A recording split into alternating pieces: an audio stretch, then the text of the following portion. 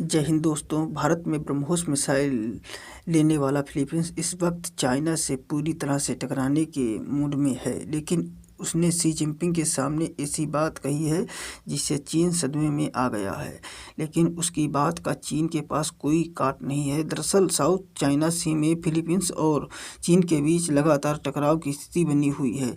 दोनों देश आमने सामने उनके कोस्ट गार्ड एक दूसरे से भिड़ते रहते हैं और इन्हीं सबके बीच फिलीपींस के राष्ट्रपति फेर्डिनेंड मार्कोस जूनियर ने एक प्रस्ताव चीन के सामने रख दिया है।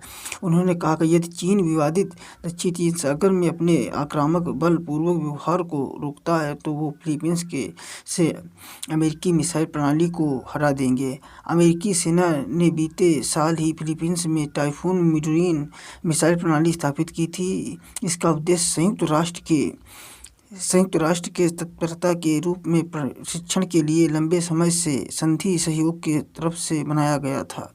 हालांकि चीन इस कार्यवाही से लगातार घबराया हुआ है क्योंकि टाइफून मिडोरिन मिसाइल की मारक क्षमता बहुत ज़्यादा है और चीन को इससे डर है। ऊपर से फिलीपींस के पास अब भारत का ब्रह्मोस मिसाइल भी है।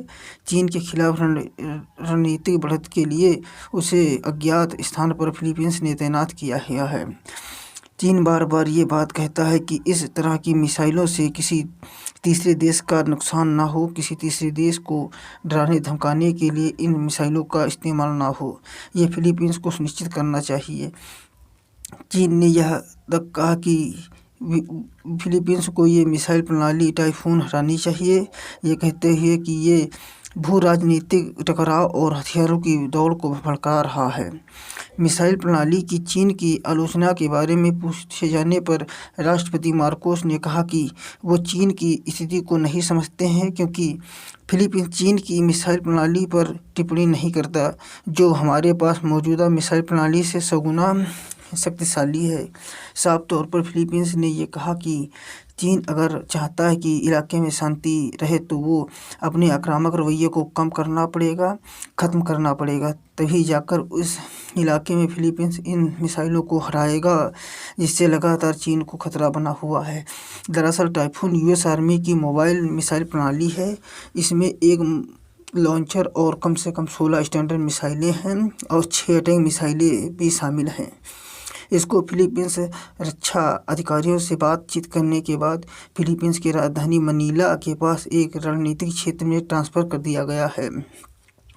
माना ये जाता है कि यहाँ पर तैनाती के साथ अमेरिका की मिसाइल प्रणाली की मारक क्षमता और बढ़ गई है।